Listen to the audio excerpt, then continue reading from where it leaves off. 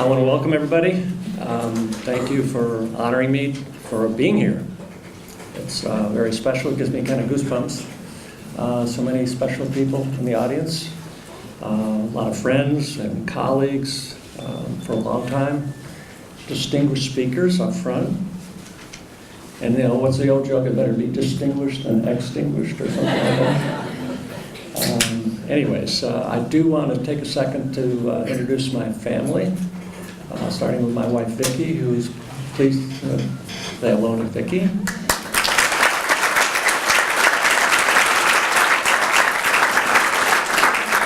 Who's put up with me for 42 years. I was her, if you've seen the movie, I was her officer and gentleman. I don't know if that's still the same after all those years. But anyways, my sister Dottie came from Liberty, North Carolina to be here. She's a systems guru, I'll call it, with American Express.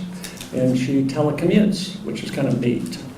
Let's see, my daughter Butterfly, Dr. Rudd.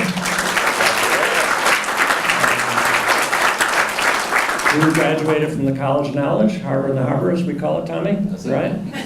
And she recently has been moved up to a medical director position for 8 facilities, and now has a lot of challenges that some of us in academic administration face, and you understand that. So changing cultures is not always easy, so I try to help her when I can, but when she starts talking about psychiatry, I'm way out of there. Okay, and then my 2 grandsons, Hunter and Harrison. Hunter and Harrison.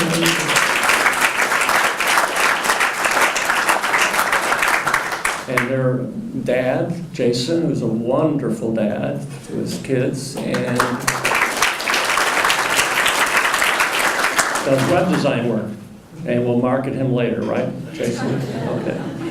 And then there's Jerry, Dr. George. Interesting, he's here and he's become a part of our extended family, Jason's dad. So just sold his vet practice in Mount Pleasant, and now he retired before I did, and that's not fair, Jerry. So please give him a hand. And this is a row of notables. One of my 2 best friends happen to be sitting next to each other. I'll introduce Carl Gooding. First came from Statesboro. He's my fellow dean who taught me a lot, and we had a lot of fun along the way. And he's retiring this June. So thank you for coming, Carl. It's very special.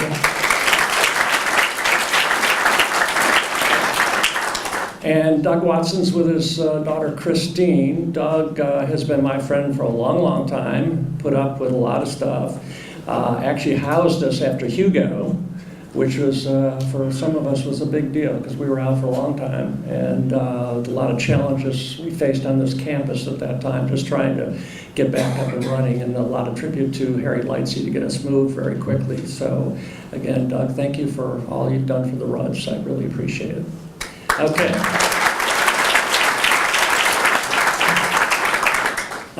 I've done this journey for 29 years at the College of Knowledge. It's been a joy, a pleasure. Made a lot of friends. I'm not sure I made that many when I was the dean.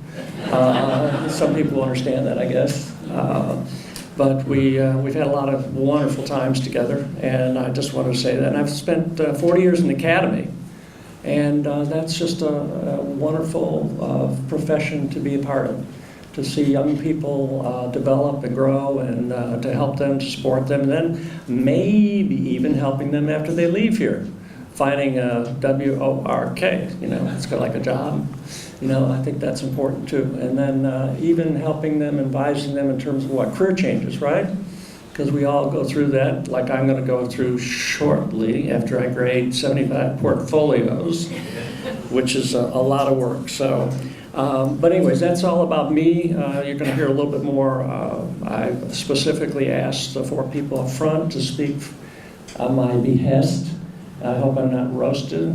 Otherwise, I told Denny I may be toast, you know, by the time that's over with. But I think we start with George, if I recall. And I just want to say a couple things about each one.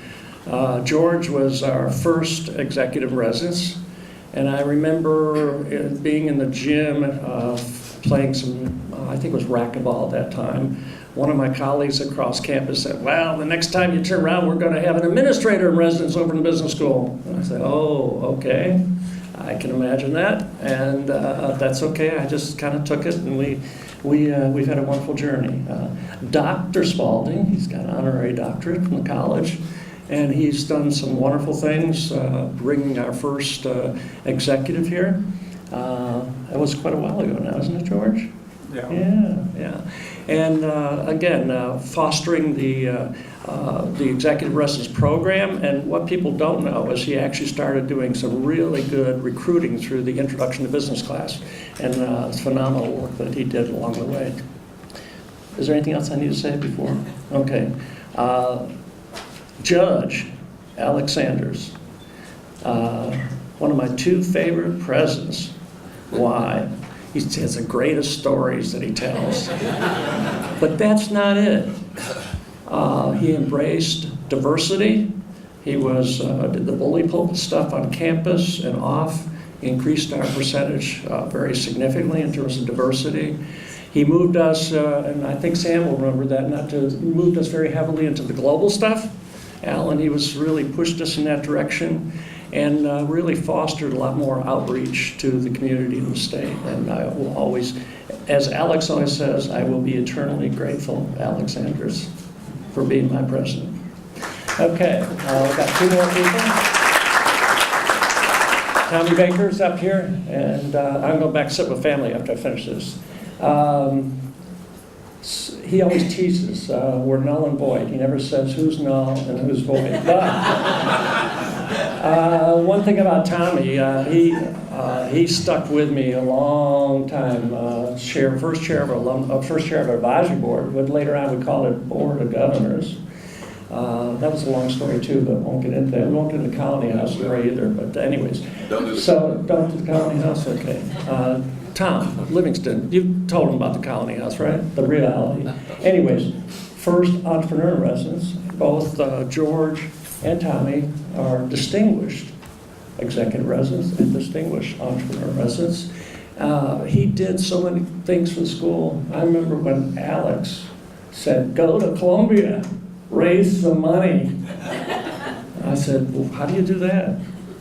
Go to Columbia, raise some money. We went, didn't we? And we got back, what, $1.3 million or something like that out of that. And then shortly after, Tate gave us, what, $1.5 million or something like that. So, and then Alex said, I remember this, we're short $200,000. You got 30 days if you want to build this building called the Tate Center, eventually the Tate Center, or you're going to be in the Bell Building. Now, is that an incentive? Is that an incentive? And Tommy always went across to Alex's office for me, so I didn't have to take the heat. Thank you, Tommy Baker. And he did so many other things for school. And his seminar was absolutely marvelous. Thank you, Tommy. Now, Anita, why is Anita up here? Oh, I could call her Anita Appleseed. I say that out of pure love. And of course, I love all four of these people up here. But pure love, because she has done so much for the college and the community, and she's an advocate for so many important, worthy causes. One of my team teachers, Bob Brinson, I know Bob's here somewhere. Okay, what'd you call her? Charleston's Warren Buffett. Okay, got it. And with all the superlatives that go with that, she's got a great soul, and she's just a marvelous lady, and that's the people that are going to talk. The last lecture, we're not doing the typical last lecture. I wanted this to be people that talk about and honor what? Relationships. The game that we play, so to speak, and it's not a game, it's the real world, is called relationships. Building them, maintaining them, growing them, developing them, it's so important to me. And I will turn over the podium to, here's George.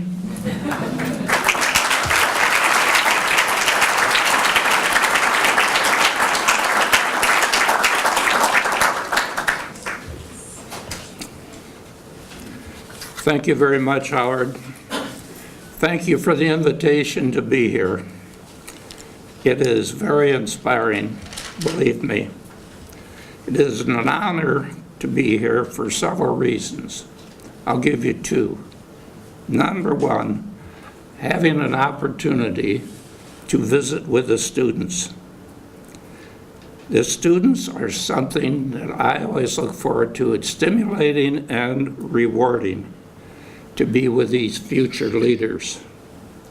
Number two is sharing thoughts about Howard F. Rudd, Jr., the master of leadership, all of which you may find as students to be useful in your transition to the real world which awaits you. Rest assured, this portion of today's program will follow the KISS principle, K-I-S-S. Keep it simple, Spalding. Later, you will hear from three experts that the dean just talked about. We are all privileged to acknowledge the career of Dean Rudd. Successful as a top-rated dean and a community advocate as well. We have observed he values excellence in education and teaching. He has shared his classrooms over the years with colleagues, alumni, chief executive officers, and so on. You have received copy, you students, of Dr. Rudds Bio, 19 pages, single typed. My bio covers about a half a page to give you a comparison. Here are the highlights. Number one, he was a true patriot and still is, captain in the U.S. Air Force.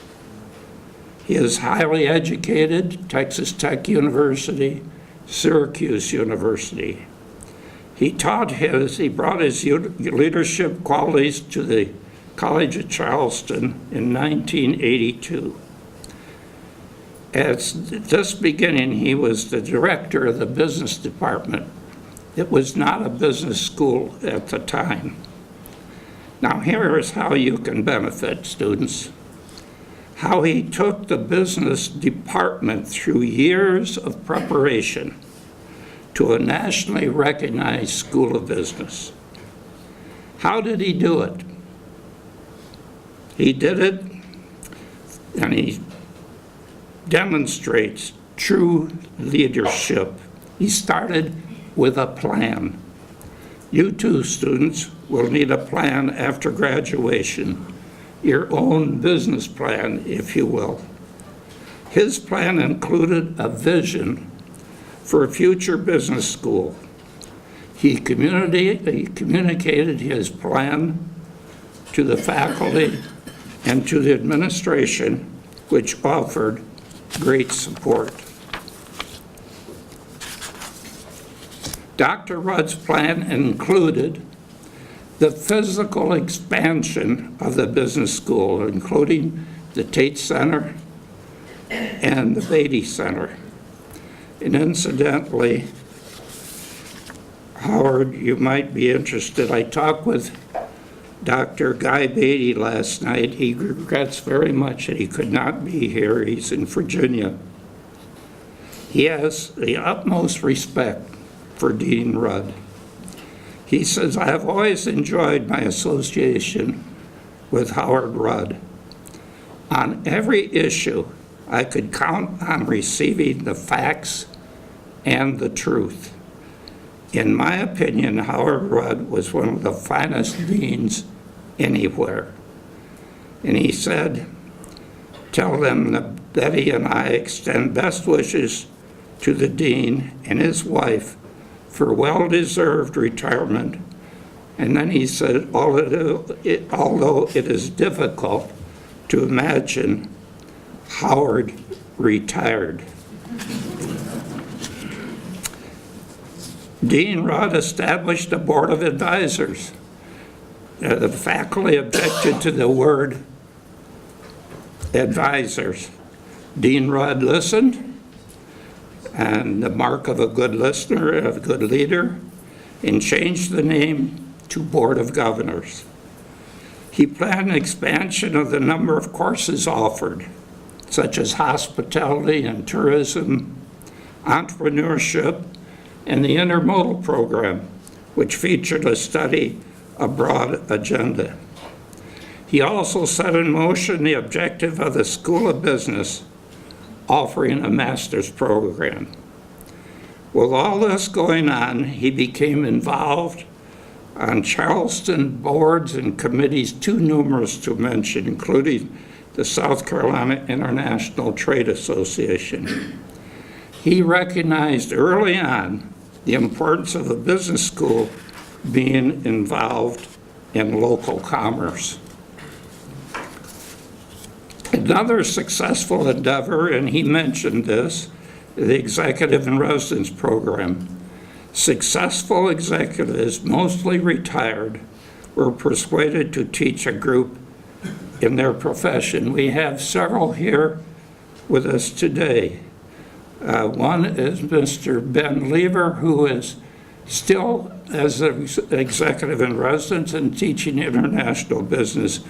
He came originally from Ford, and I was with GM, and I brought him on board. But, you know, I never told him that, but we always thought that Ford was a four-letter word, but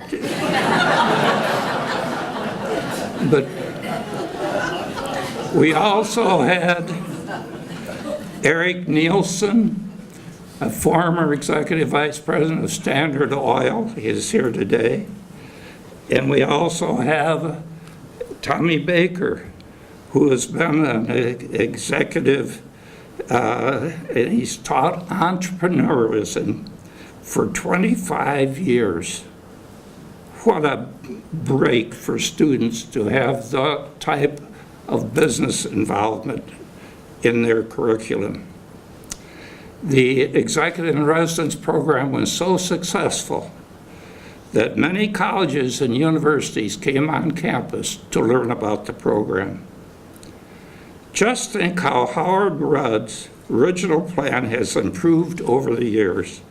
For his efforts, he was named the first Dean Emeritus at the College of Charleston. Well deserved. Great recognition for a deserving leader. This is not to say that Dr. Rudd did not make a few mistakes. All successful leaders profit from mistakes. His biggest mistake, he hired me in 1986. But he profited from that mistake. He never hired a George Spalding again. On the subject of leadership, this semester, you students have heard from the Master of Leadership, Dean Rudd. Definitely not an autocratic leader, but essentially a leader with the rare characteristic of being able to influence. He encouraged subordinates to participate in the decision-making process. But if there was not consensus in the trait of a good leader, he made the call. He treats all with respect. He believes successful leadership depends on how you treat people, how you treat team members, how you treat students. I remember in School of Business staff meetings when discussions got off track, Dean Rudd would say, remember the students, the reason why we're here. Dr. Howard Rudd was a successful leader because he established other outstanding qualities: knowledge, hard work, empathy, and an acute sense of humor. With all these essentials, he was able to succeed in his greatest accomplishment, leading the business department through the rigorous accreditation program where critical education experts and analysts visited the college. It required 2 or 3 years, but the dean took us through the grueling program. He did this nearly single-handedly. To emphasize the importance of School of Business certification, if Dr. Rudd had not been successful, we would not be here today. Yes, Dean Rudd always had a plan, long and short range. If you students do not have a plan, if you do not have objectives for the future, how will you know when you get there? As we have discussed today, how you can benefit by understanding Dr. Rudd's leadership abilities. To be an effective leader, Dean Rudd realized he must make strong and associates the faculty. He has always seen the triumphs of his associates as his triumphs rather than threats. Another requirement in Dr. Rudd's thinking was to earn trust. Trust is a conviction that this leader means what he says. According to Dean Rudd, trust is associated with old-fashioned thinking, integrity, and ethics. The fundamentals never change. Yes, communications through high tech have changed, but the basics do not. And the fundamentals of leadership never change, as we have noted today. Obviously, Dean Rudd is a true leader. He did not gain that status through boisterous, arm-waving antics, but through a quiet, subtle demeanor which always gained respect. This is a dean who has led through personal conviction of being able to solve any challenge ahead, all to the benefit of the students. Here is a typical testimonial from a former student. Quote, "I am hoping one day I might be successful enough to come and speak to one of your classes and tell how much your guidance and instructions on all things from business management to life in general have helped me to get to where I am today. On that note, I truly cannot tell you just how blessed I feel to have had you as a mentor through my last years in Charleston. You have been an inspiration, and I think of you and your invaluable advice often. I owe many of my successes to your lessons." All of this has transpired with the dean's own brand of excitement and enthusiasm. Before you leave today, before you make certain you pick up one of these cards. Excuse me, sorry. On the bottom it says Dr. Howard F. Rudd Jr., Dean Emeritus. Enthusiasm, never leave home without it. Now it is a pleasure to introduce one who early on recognized the exceptional abilities of Dean Howard F. Rudd Jr., a former judge of the South Carolina Supreme Court, a highly successful former president of the College of Charleston and founder of the Charleston School of Law, President Alex Sanders.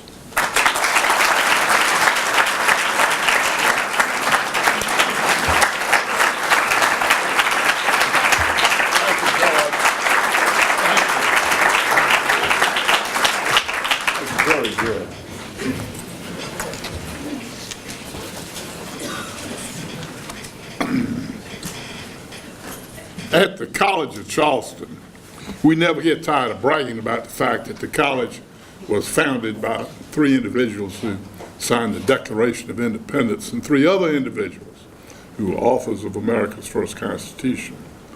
But as we learned in the rhetoric following Ted Stern's recent passing, the college has had many founders, including Dr. Stern. In a very real sense, Howard Rudd is one of those founders. He was the first dean and the founding dean of our School of Business. My predecessor, Harry Lightsey, created the school and made Howard Rudd the first dean. Howard wanted me to express the importance of remembering Harry Lightsey today. He met with Howard Rudd in November of 1985, shortly after he was appointed acting president, and thereafter brought in many of our initiatives to the school, including AACSB accreditation and the first advisory board, both of which, along with expanded fundraising, were key elements as to where we are today. Howard wanted to make sure that I brought that to the attention of this, his last class. President Lightsey, like Ted Stern, was truly a remarkable president. Harry asked me to tell you all that and express his personal gratitude to him. Howard Rudd matured as a dean, or rather, we matured together when I was the president of the college. Without Howard Rudd, the critically important part of the college, which is the School of Business, would not exist. He joins a long list of unique individuals as one of our founding fathers. Now, there's an old case study from the world of business having to do with the Ralston Purina Company and a new dog food the company had introduced to the market. Great expense. The new product was a hopeless failure. The president and chairman of Ralston Purina called a meeting to determine how this disaster could possibly have occurred. Representatives of the various components of the project were assembled in the boardroom. Each spoke in turn.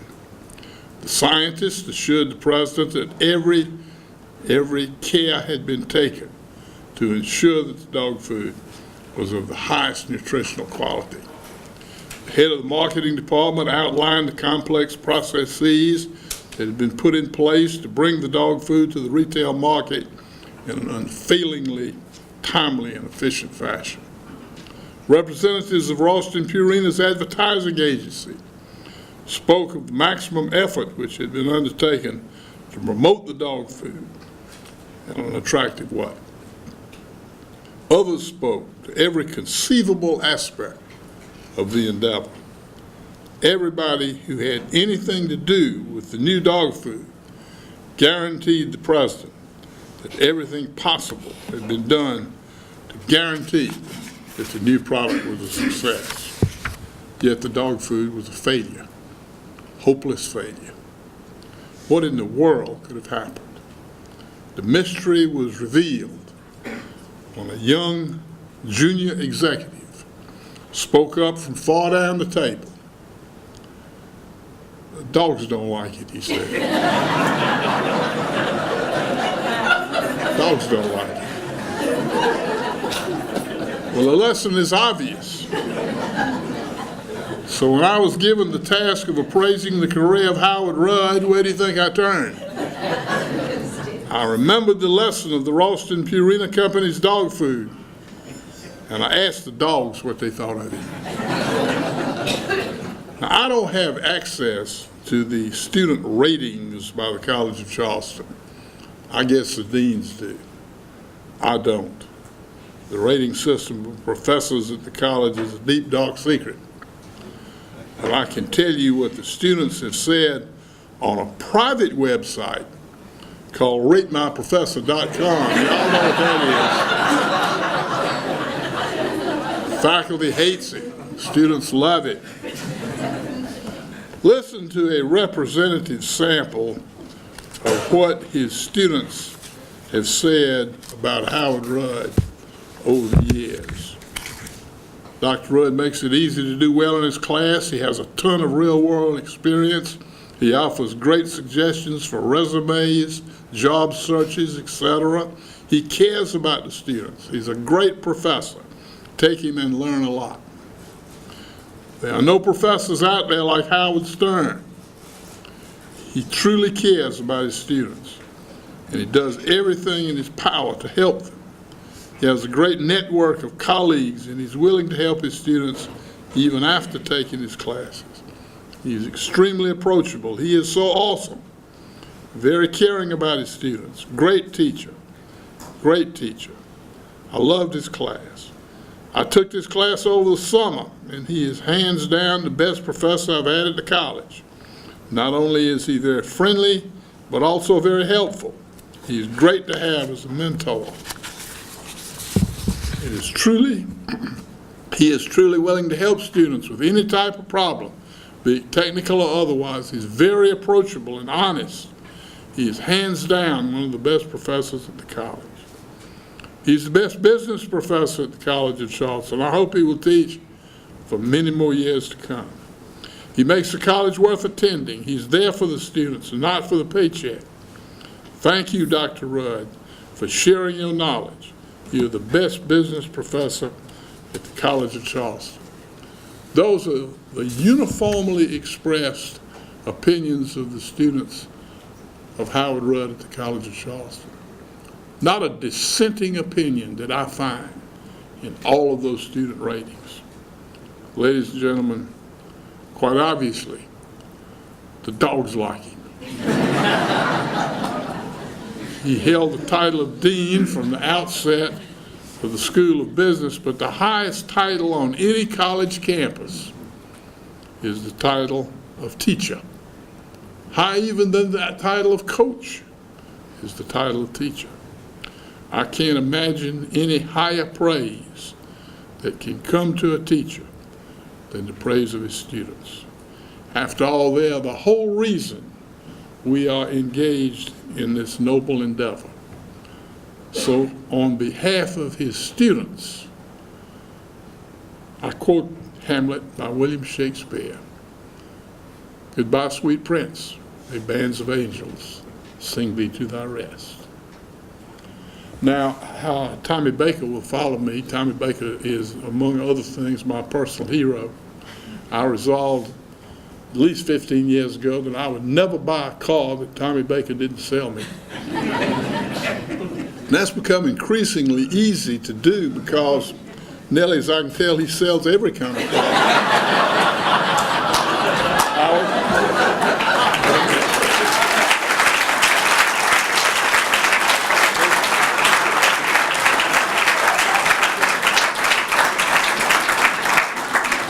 Folks, I just want to tell you, they tell me I got 10 minutes, right? Go figure. Well, Judge, it was a pleasure working for you all those years, and being the first executive in residence, George, you've been amazing. Being a former Navy guy, I just want to thank you as a former Marine for taking us to war. We really appreciate it.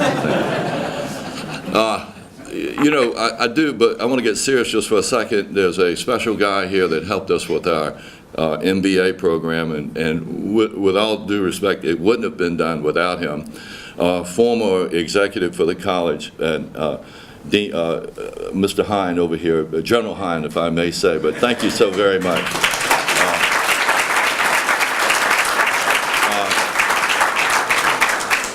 It would have been blocked. They could have blocked it in the Citadel, and I think, but George's association with the college and relationships, and he saw the need for it, and we thank you so very much. But that is so critical.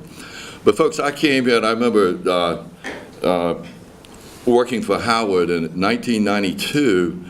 He took me to lunch. Where's Howard? You didn't think I was going to tell that story, but so Dr. Tom Livingston and Dean Rudd took me to lunch, and it was the old Colony House, and we're sitting over there, and they were famous for their crab cakes. And so at lunchtime, and I'm sitting there, and I'm saying, okay, I'd been here for about a year, And they let, you know, and at this point, I think they let me teach my own class at that point. I taught under Dr. Anderson, I think, for a year or something like that, and then they turned me loose, and I said, oh my God, I am messed up. This is a nice way of them saying this is my last lunch, I'm sure. And so we go over to the Conning House, and everybody ordered crab cakes. And so I noticed that they both, he and Tommy had a glass of wine. And I said, well, this is unusual. I mean, it's an academic setting, and I normally don't drink until after 5. So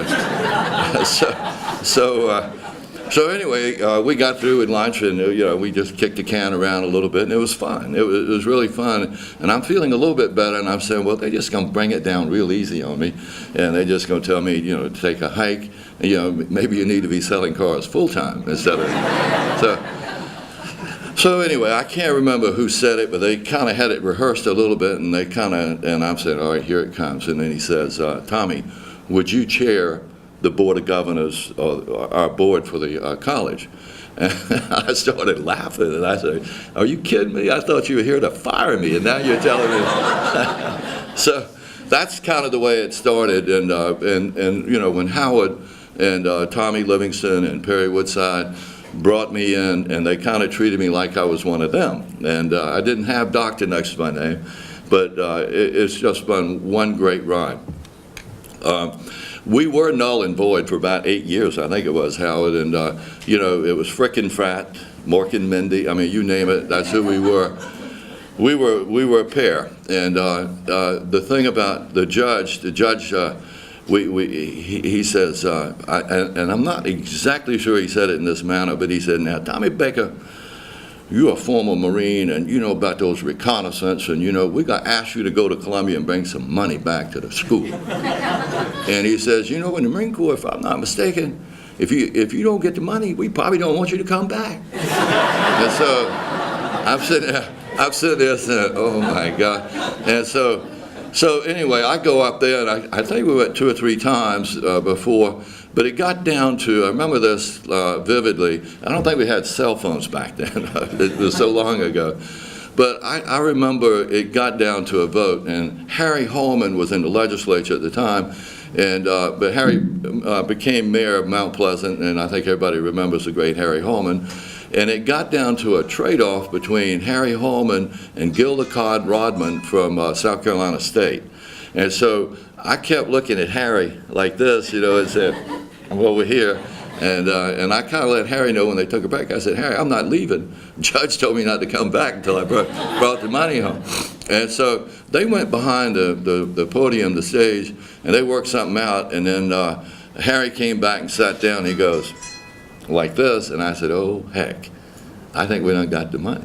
And so somehow we took another break, and I was able to call Howard, and I think Howard was able to call the judge, and we came back with a nice check, I believe it was. And that was the beginning of the School of Entrepreneurship, which is the first entrepreneurship school in the state of South Carolina.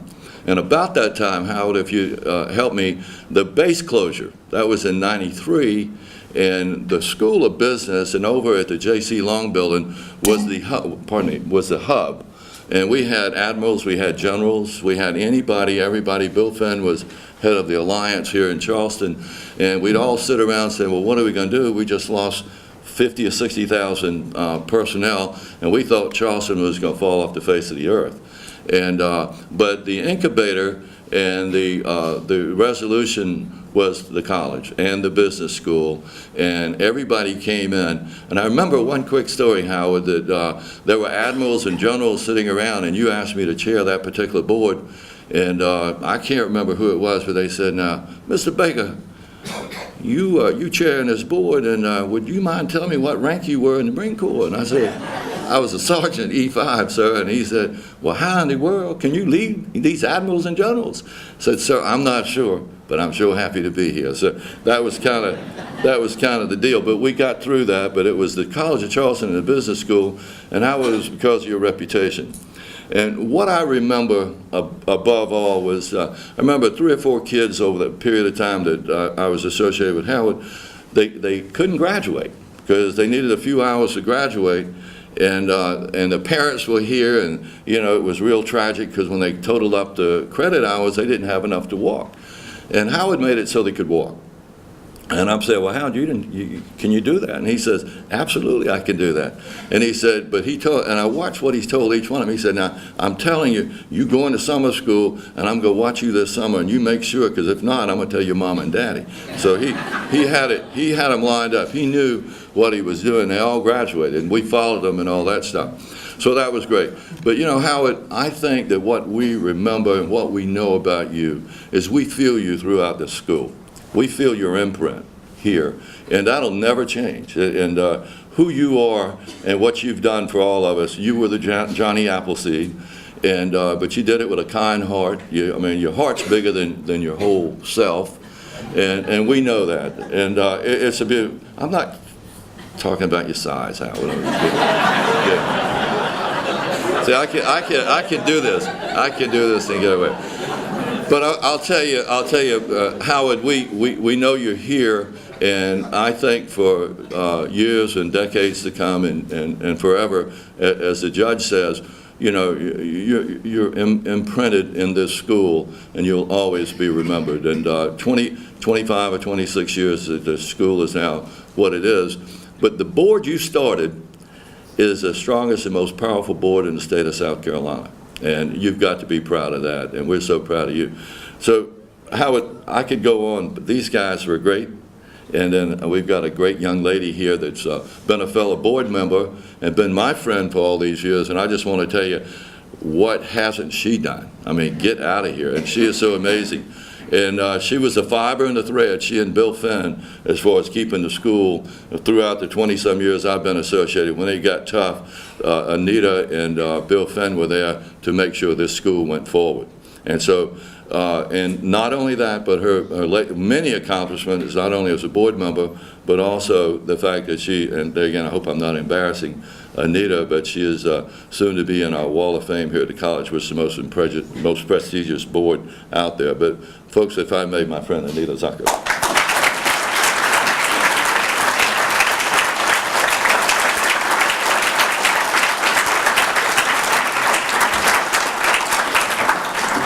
First of all, thank God it's still morning. So good morning, everyone. It's so great to see all of you. I don't have jokes and funny stories, but I have been around a long time. And Jerry, my late husband, was here before me. Tommy got him involved, got him to come and speak in his entrepreneurship class. I know that. And so somehow our relationship with Howard started, I don't know, at least 20 or more years ago. And in 1982, Jerry Zucker was just starting our family's business that we have continued to grow. So I am very honored to be standing before all of you and following this incredible and extraordinary group of speakers this morning. So I'm very honored to be here with you, Judge Sanders and George Spalding and Tommy Baker. And all of you I consider to be my friends as well. So how awesome to be here today. I'm thrilled to be able to talk to you about some wonderful things. You know, Howard Rudd's first appointment as Dean of the School of Business, this man was on a mission. He and his colleagues saw the potential for the college and for the community, and with a clear vision to make the College of Charleston a business school, he began inspiring multitudes of students. Utilizing a vast collection of real-world experience, he brought the relevance of business to his students. And you know what? The best part is I witnessed that every time I got to see him start a class where I was invited to speak. Howard became a mentor and continued in this role for 25 years. And again, I believe success in leadership is measured by results. So guess what I did? I went to that same website that you went to, Alex. And you know, I mean, I found the same information that's phenomenal. And how incredible it is to be able to go back and read what your former students have said about you, because you know you've been successful. When kids say you made college worth attending, Dr. Rudd is there for the students. That's huge, and that's true. I love watching how you guided these young people so that they would know what to do as they moved out of college. I started every time I would speak by finding out who the audience was. I like to know who I'm speaking to. And I've spoken to this group this year, but how many of you are from South Carolina? I'm talking to the adults in the audience as well. Okay, how many of you are from other countries? I want y'all to look around the room so that you can get a taste and a feel for the nature of who is at the College of Charleston. How many of you are from outside of South Carolina, but in this country? Okay, how many from west of the Mississippi?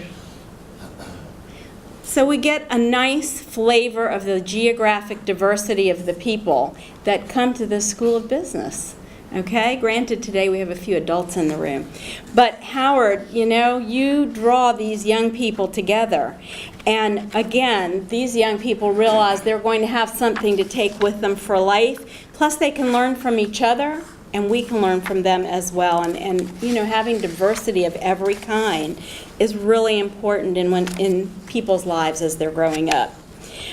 Each of us needs to seek opportunities to make a difference in the world around us, and opportunities to create a legacy. Dr. Rudd has done that. His legacy will live on at the College of Charleston through his presence, and your presence will be sorely missed, but at least you're going to be on the Wall of Honor, and my hope is you'll get invited back because you need to continue to speak and share your knowledge of what's happening in the world and what you've seen with your life. So I hope you will spend some time coming back here. And again, one of the things that the students said that was just so simple, you know, keeping it simple. Thank you, Dr. Rudd, for sharing your knowledge.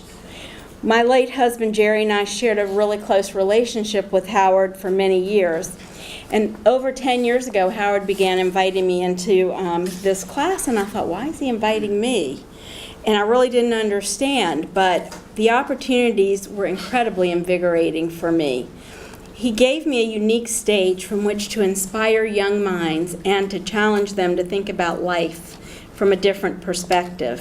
Through the years, Dr. Rudd and his engaging students would challenge me in many ways.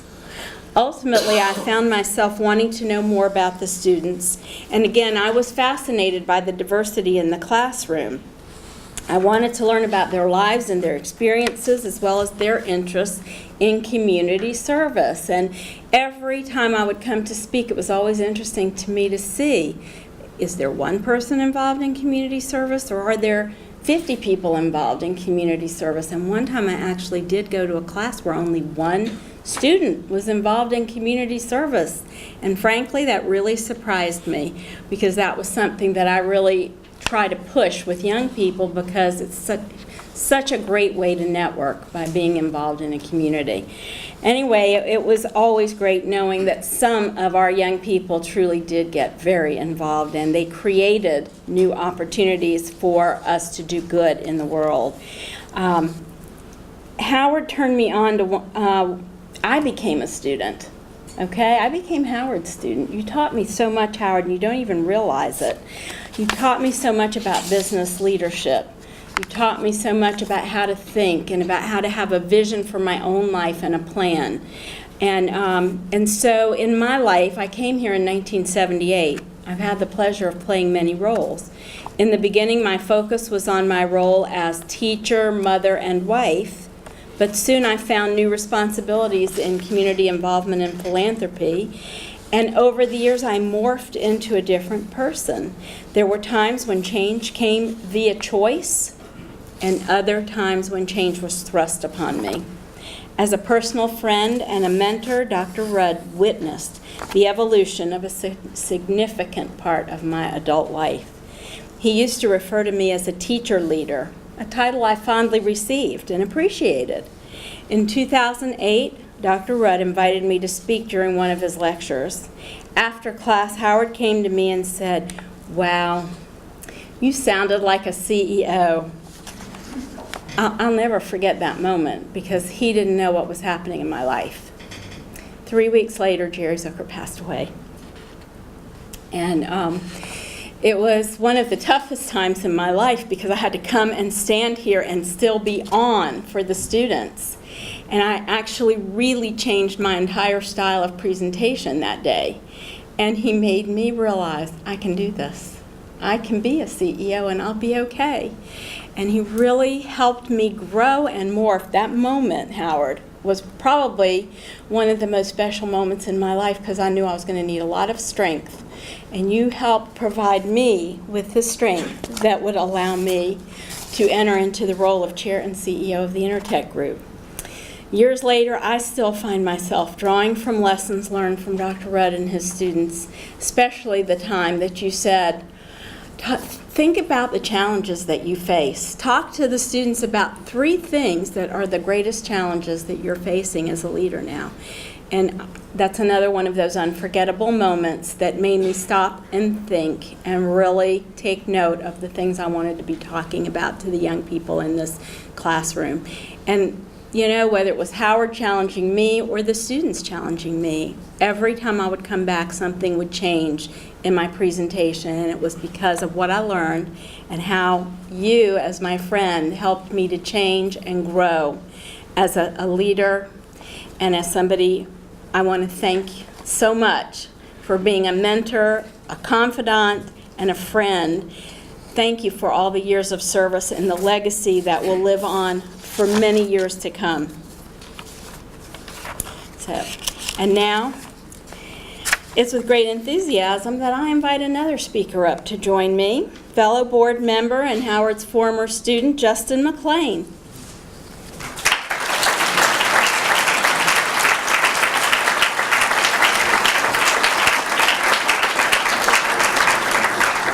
Before I turn the podium over to Justin, Howard, would you please join Justin and me at the front?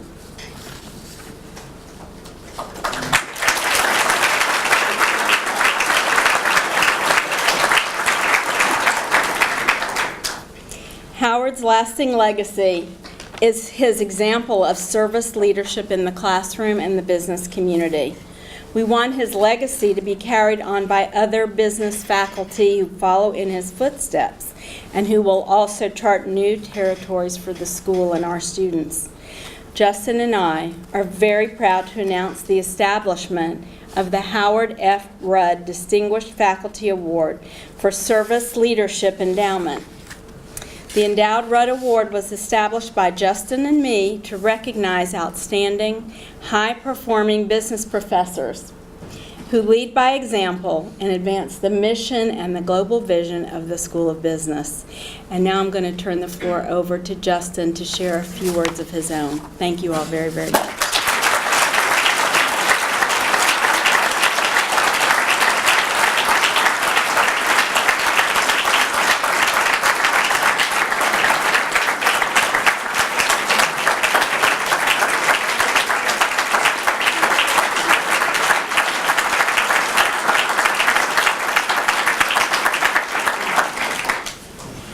Thank you, Anita. It's certainly an honor partnering with you on the Howard F. Rudd Distinguished Faculty Award for Service Leadership. And for those students that I've had, don't worry, you're not going to hear the roast beef story or the Play-Doh this time around. But it is important that you do know that the Rudd Award is the only one of its kind throughout the entire College of Charleston. Isn't that right, Alan? It's the only one. And it's one of the top priorities of this school's fundraising campaign to invest in our faculty. And the Rudd Award is a significant first step in that direction, and one that I know Alan supports very strongly personally, and I appreciate everything you've done to make this possible. I too personally sat in Dr. Rudd's leadership class a few years ago. And I saw these portfolios stacked up. I used the same resume I wrote in my portfolio to get my first international sales job. And even today, a few years later, I still find myself as one of Howard's students. You see, historically, to me, the world's always been a math problem. Figures on a financial statement, statistics in a spreadsheet, an algorithm for any kind of answer that I needed. And through the years and with Howard's counsel, I learned the one variable that can't be left out of any equation, and that's human compassion.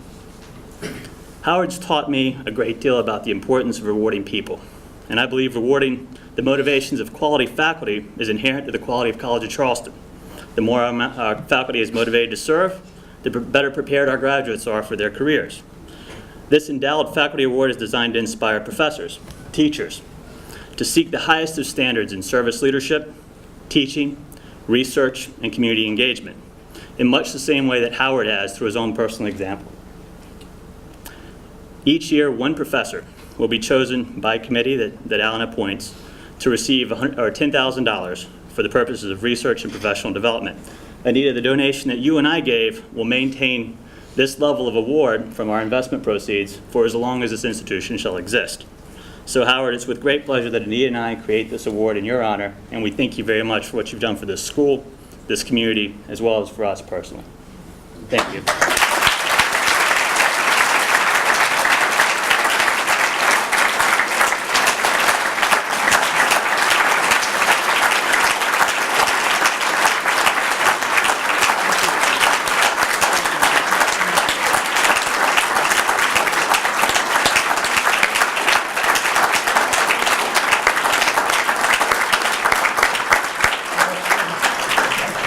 Okay, what a great day. What amazing panels here. This is a house that Howard built, right? And we are trying to shepherd it to have great things in the future to continue to come. Anita and Justin, thank you so much. This leadership gift is the first of this kind, not just in the School of Business, but on this campus.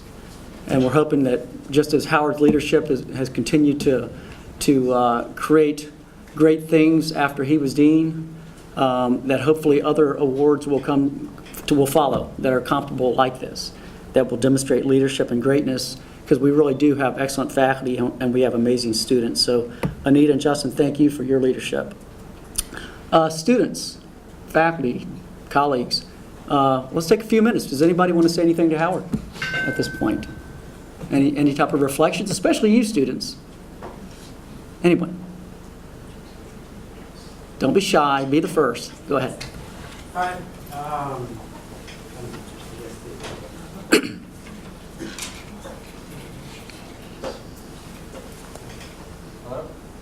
Hello? There we go. I've had the pleasure of having Dr. Rudd this whole past year. My name is Trey Tezza, by the way. I've also had the experience to really get involved in the School of Business, and as a student who came from not a bad background, but just a kid who really didn't put that much into school, he's really inspired me.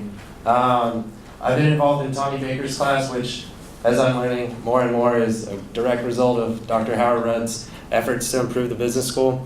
And I've gotten involved, I've gotten to meet Justin McLean, I've gotten to meet Bill Finn and some of our incredible executives and in residence and just people who are giving back to the school. And I think that is a testament to the influence that he has and the legacy that he leaves behind. But that's what I have, and I really appreciate it. And I agree, just like everyone said, you've been instrumental in my development, so thank you very much.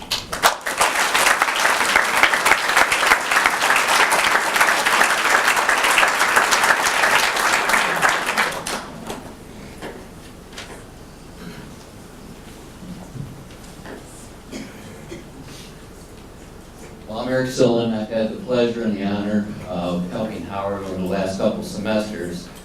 And as soon as this get-together is over, I want to get in my car with Tommy Baker and go to Columbia and collect $1 million. I mean, it's fantastic what the school does.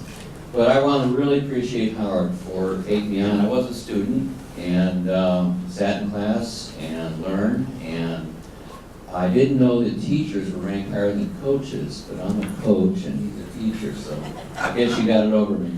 But I really appreciate, I've gotten to learn over the last year what Howard means to this university, and from an outsider looking in a short period of time, it's unbelievable what he's done and the magnitude that he's put forth and the energy that he has and the people who speak his name out and about is just incredible, because you learn a lot when you go to lunch with some people and see who's who. But I just am grateful for the opportunity to be with Howard in the time that I've had, and I know today's his day, and I thank you very much. Okay, we got time for one more.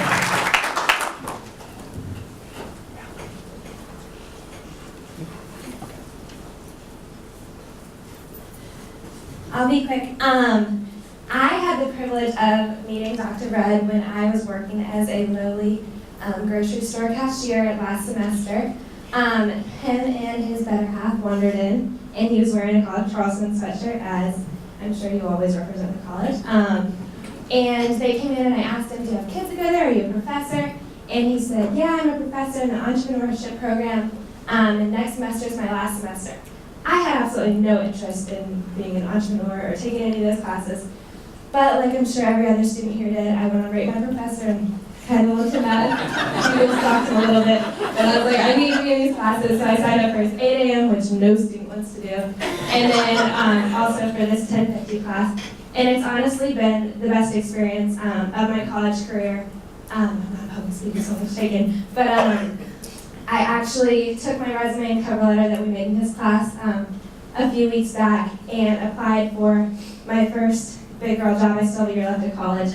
But I actually sent in my acceptance letter yesterday for a job both for this summer and then also as soon as I graduate next year. And it's the tools that I've learned in this class that have kind of made me what I am and have prepared me for the real world.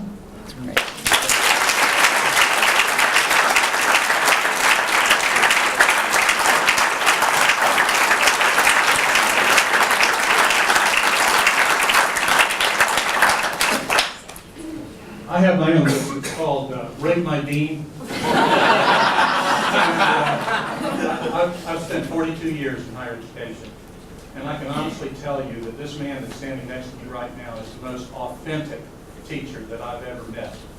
Howard never forgot, no matter whether he was a department chair or a dean, now an impresario, he never forgot that all it takes for teaching and learning is a teacher and a learner. And everything else is trappings. Increasingly, those trappings are important. I don't want to suggest that there's no role for administrators. It's what Howard does best. And it's not just teaching students. It's teaching colleagues, it's teaching fellow deans, it's teaching provosts, it's teaching presidents. And the one thing that I think is so true about this man is he's authentic. He is authentic. And that's the way I'll always think of my friend Howard Rudd. And he is the best dean I've ever worked with. He's a collaborator. He's a good conspirator. But he understands, and one of my favorite heroes is Winston Churchill. And my favorite Churchill quote is, "The empires of the future will be empires of the mind." Howard has always tried to encourage students to think about the future, to think about them being entrepreneurs, them being successful servants in the community.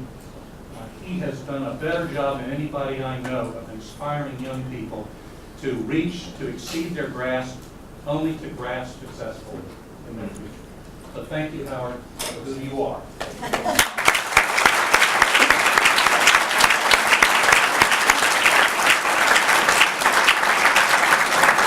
Thank you, Sam. We very much appreciate it. I want to share something with you. Okay, one more. You can't not have the family speak, right? I heard mention of hero earlier. And normally we think of the hero, whether it be Winston Churchill or the paramedic that goes to rescue someone who's in need, or the firefighter. But my dad's my hero. He's come to work every day, no matter how he feels, good or bad. And every day is teaching and leading. And he's my inspiration. And so I appreciate the years that he's given to the college. I definitely want him home with us more and with the grandkids. He's an amazing father, an amazing husband, and an amazing grandfather. So thank you all for your time to join him today. And we just wanted to say thank you from the family to everyone and for the wonderful award that's being established in his honor. So thank you.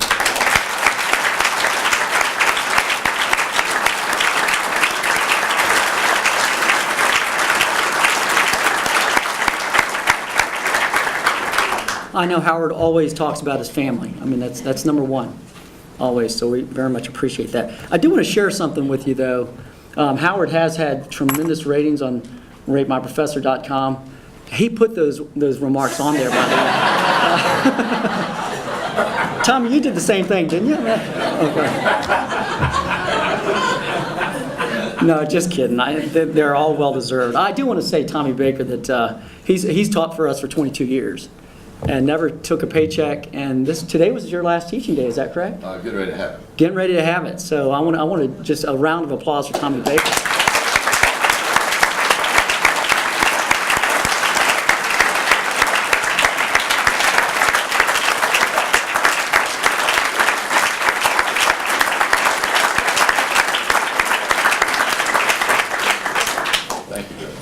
And in fact, we do have a special dinner that's all planned for Tommy. He doesn't know about it, but we're working on that. So your roast is yet to come, Tommy. Yes, you get to come. If it's at Halls, you may have to. I want to invite one of our students, Will Joyce, to come up to present some gifts for our panelists, for our speakers. It's a tradition in Dr. Rudd's class to give a book to all the great speakers that we have. Thanks for everyone for coming today and celebrating Dr. Rudd. I met Dr. Rudd 3 years ago. I was fortunate to be on his last study abroad trip to Western Europe. It really has changed my life. During the trip, we visited about 15 cities in 20 days. It was unbelievably busy and really nonstop, being able to visit a lot of companies that had ties in South Carolina, business operations. Really is a testament to his ability to maintain relationships, something that I hope to do throughout my life. And really gave me a new perspective of the world, and I'd like to thank him for that. The summer of the business school helped me go to Vietnam, which I think is most directly tied to that experience that I had in Western Europe with Dr. Rudd. And I want to thank you for that. So these are some books for our speakers today. Mr. Baker.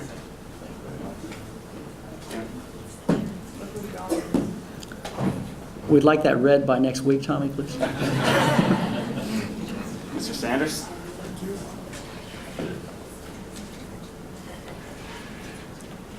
Dr. Spalding, here you go. Thank you.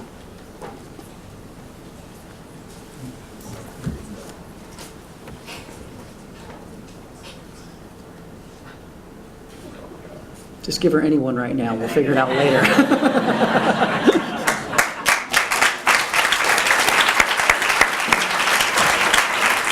Okay, just a few more announcements. As was alluded to a while ago, our highest form of honor in the School of Business is the Wall of Honor.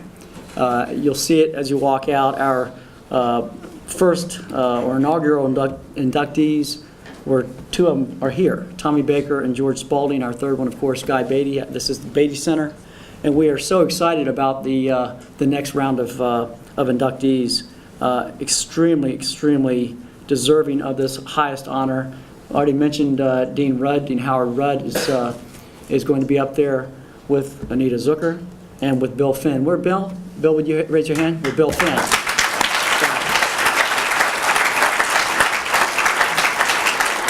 That ceremony will take place in the fall, and we're so excited about it. And many of you will get invitations to that. It is something special for all of us. These are special people. The School of Business is surrounded by special people. I'm talking about the faculty, I'm talking about the students, the business executives who volunteer their time, the administrators, the entire business community, our state legislature for what they do, or don't. But we appreciate everybody working together. This is the house that Howard built, and we want to see it continue to grow, and we want to see it continue to prosper. So I encourage all of you care about Howard, or you probably wouldn't be here right now. So continue to help us build this School of Business into continued prominence, I should say. Howard, thank you so much for your support, as he is a tough act to follow. And having been the sitting dean now for 4 years, Howard, I appreciate everything you've done, your support. I remember the first day I got on the campus, Howard Rudd made an effort to say, look, I'm supporting you 100%, whatever I can do, let me know. I'll stay out of your way as much as you want me to, but I'll step forward whenever you want me to. So Howard, thank you so much, and we're just thrilled that you're finally having the time to retire and to spend time with your family, especially your grandchildren. Howard talks about his grandchildren all the time, and those of us that have children can understand and appreciate how important family is, whether you do or don't have children, I should say. You appreciate the importance of family. Okay, the last thing I'd like to say is that we are going to have a invited guest, or I'm inviting you as guests to Tate 202 for a reception. I'll get a chance to say hello to Howard and thank him for what he's done. I want to thank you so much for coming today.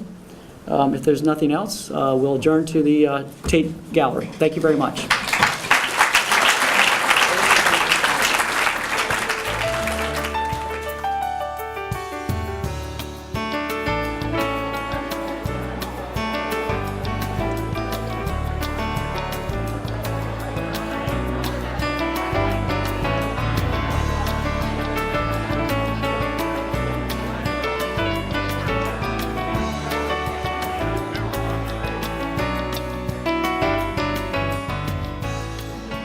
Well, my name is Denny Sigadovic. I'm in the Career Center, and I've worked with Howard for a number of years. Obviously, there's nothing much more I can say compared to this morning's conversations about Howard and all of his impact. But I guess from my standpoint, one of the things that just really has stood out every year that I've worked with him was, that, again, the caring aspect, the students. I still get a lot of students who say, because we do serve alumni, who at one point or another said, I need to talk with someone at the college who can maybe help me in my decision-making or my life plan. And almost routinely, they would connect with Howard again, no matter whether it's 1 year out, 5 years out, 20 years out. And oftentimes, we'd have a collaborative effort working with our alums on his behalf. So from that standpoint, I've never met anyone, I think, that has more of a caring attitude towards students. And I think the other part is not only caring about the students, but I think about the department, the school, and the college, and where we are as an institution, because everyone really, we're very proud of what we accomplished, but I think Howard's sense of pride in what he accomplishes every day for the institution to make sure that we are capable of what we're able to do is just phenomenal. So it's been a great partnership, I guess, we've had, and he's always invited me into his classes almost every semester, and I was going to wear my glasses, but I didn't do it because I thought this was a little more serious stuff. But even we had the Howard Lookalike contest, and I used to wear clown hats and all that stuff. And he was open for that. And what I was going to do initially, my wife talked me out of it, was to talk about transformational leadership, which he also talks a lot about. But in terms of saying we have to change gears here and do other things. So I have been very fortunate to be able to have a friend in Howard and see him grow and be involved with accreditation things, and his sense of communication and pride for the institution and all the students he's impacted has just been a wonderful experience for me. So with that, I'm going to introduce Bill Lesniak. He's the next person I think that's up. Bill, well, I called him. I've known him for a long time. I called him last week because I wanted to make sure I had the correct pronunciation, and I got his voicemail, and I said, I don't have to call him anymore because I know how to pronounce it. So well, we're Slavic, what can I say? Thanks, Dan. Well, what can one say about Howard Rudd in only a few minutes? I have an impossible task. I first got to know Howard at the time when I was a new faculty, and he was successfully steering departments in business and economics into the first school at the college. Not long after that, I saw Howard volunteer to participate in a college-wide interdisciplinary forum on the meaning of Machiavelli's The Prince. And I knew right then that the college had a very special academic dean. In his many years as dean, Howard was always on the lookout for ways to develop partnerships. He was keenly interested in building bridges to other departments and schools so as to integrate the business school into the larger liberal arts and sciences framework that the college is justifiably known for. He was always reaching out to the community leaders, alumni, faculty, and students on a hands-on individual basis while never losing sight of the bigger picture. It was always the personal relationship that mattered. Many of you here today can offer personal testimonies illustrating the Howard Rudd special touch. I had the privilege of really getting to know Howard on our Maymester Western Europe program. As many of you may know, this study abroad program was the brainchild of Jim Snyder, one of the very first CFC study abroad school programs. When Jim retired, was it any surprise at who stepped up? Howard had accompanied the program years earlier, and he observed how much students benefited. I was fortunate to participate in 5 programs with him, along with about 75 students in total. He developed the concept of a mosaic to characterize this interdisciplinary effort, where there occurred the interplay of visits to international corporations like Bosch, BMW, Michelin, and Aston Johnson, and the Port of Antwerp, with contemporary European history and politics, and visits to World War I and World War II sites and the European Union headquarters in Brussels. Study abroad teaching is a labor of love, and Howard put his heart and soul into every program. I watched him nurture every student on every trip, and marveled at how he shared his time with them during breakfasts, on weekends, and after our official class was long over for the day. And then came the letters of recommendations, the internships, and the regular personal notes of encouragement and praise as he kept up with graduates and they with him. It was what Howard called following up. For the program, each time we went, he sized up what worked and what didn't work so well. Before we had returned to the States, he had already figured out how the next trip would be improved. On our first trip, now 13 years ago, he introduced this historian to the usefulness of after-action reports, the meaning of value added, and how to pay close attention to residuals. It's an inside joke. I will always be grateful for his quiet and unassuming administrative advice when I most needed it, as one occasionally does when one is a department chair. I could go on, but I will end with one brief story, which I think is not well known. It involves one of our programs. It was at a time when the euro had increased rather rapidly in value in relation to the dollar. All of the students were signed up and ready to go. But it was painfully apparent that costs were exceeding revenues and payment deadlines for group airfare, hotels, and ground transportation were fast approaching. What to do? Pass the extra costs on to students? No way. Cancel the trip? No way. What did Howard do? He went right to work, even while teaching his spring courses and performing his regular duties. In an amazing whirlwind 2 weeks, he personally visited and called on companies and individuals who, without hesitation, came through with donations. And just like that, we had enough funds. Typically, he took no personal credit, but made sure that each donor was properly acknowledged and personally thanked by the class. What comes to mind in this example is the character George Bailey from the movie It's a Wonderful Life. Like George, Howard, or more accurately, the students, were in need of some help. And that was all that donors needed to hear from their friend. You see, for Howard, as for George Bailey, every day is Christmas in the best sense of its meaning of giving and helping others. Thanks, Howard, for making my life and the lives of so many others a little more wonderful. And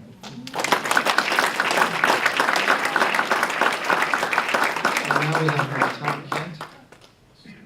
And Tom is, of course, chair of the Department of Management and Entrepreneurship, and the developer of the CAT scale.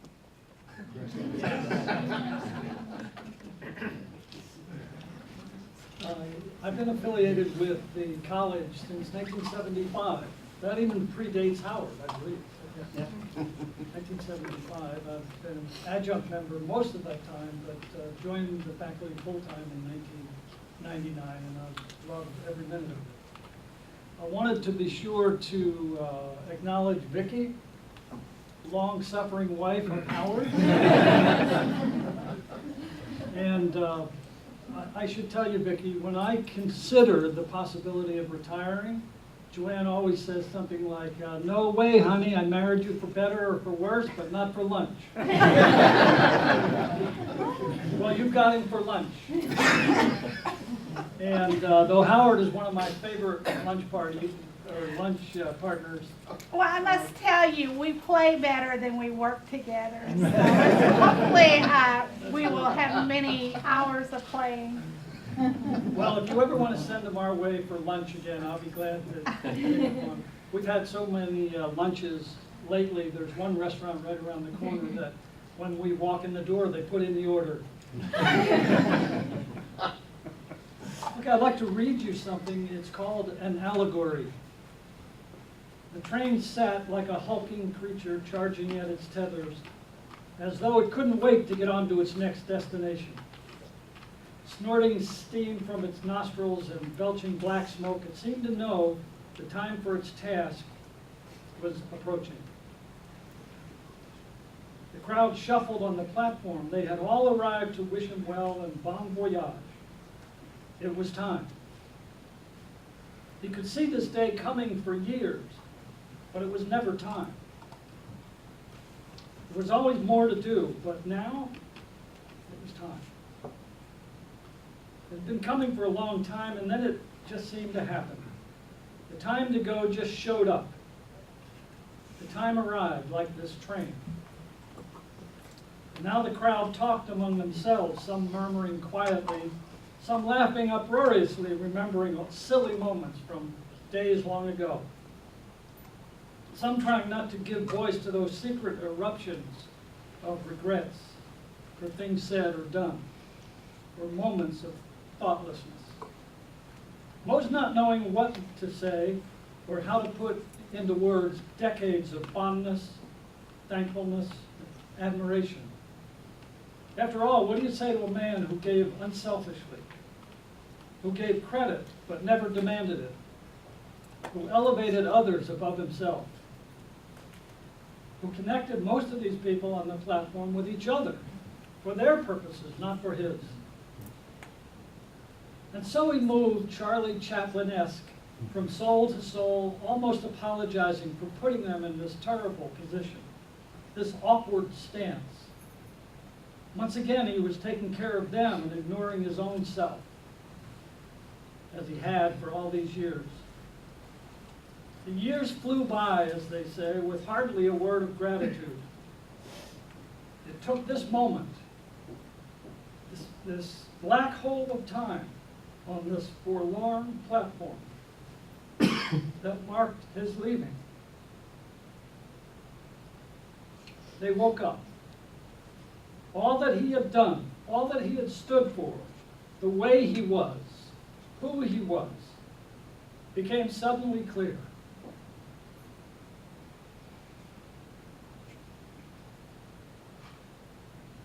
For so long, he was the heart of this place. He gave it birth, he breathed life into it, he sustained it. He was its soul. Its spirit arose from him, and its conscience took form from him. He was its sinew that connected the parts to each other, lest they become detached from each other and from the heart. Wait, I see now. You can't go. Not now. What will we do? What will become of us? Maybe the train won't leave. Maybe he'll change his mind. It's not too late. What if he didn't get on the train? Would things be any different? Would we be any kinder? Would we be able to show him how important he is to us?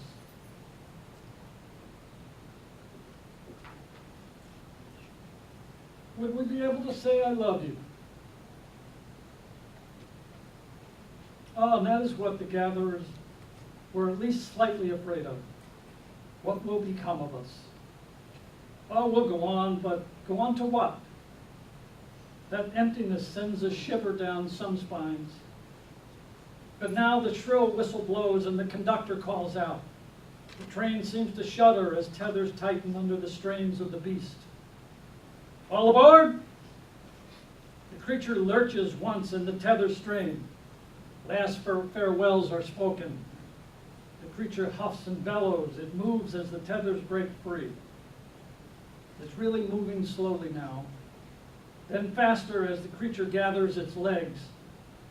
They wave, bon voyage. Howard, you're my mentor, my role model, my conscience, and my pal. See you, buddy.